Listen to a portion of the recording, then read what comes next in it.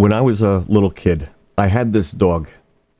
And when the dog died, I was so distraught. I didn't know what to do. So I figured maybe I'll freeze him until maybe one day science could bring him back to life. And so I wrapped him in foil and stuck him into the freezer next to the ice cream. In retrospect, I should have marked it. Because my dad's a midnight snacker. Now, my dad, who's already angry at me for switching his suppositories with raspberry fizzies, he says, you bury this dog in the backyard. And so the next day, I grabbed a shovel and I went out into the backyard and I started digging this hole.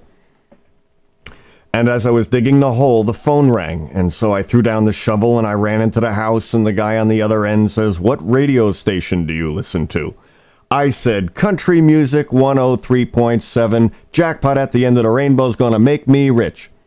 He says, no, this is your neighbor, turn it down, you little retard. Well, no, that's not the point.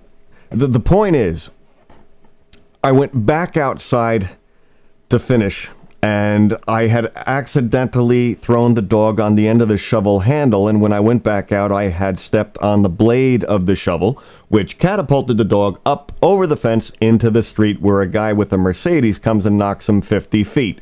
And he gets out of his car and he says, oh, I'm sorry about your dog, and he hands me $20 and drives off. Well, at that moment, an entrepreneur was born. I made $80 that day, thanks to my mother's sewing kit, which also backfired on me because one guy says, oh, no wonder your dog ran out in front of my car with buttons for eyes. He says, I want to see your parents. I said, I'll need a bigger shovel. Oh, memories.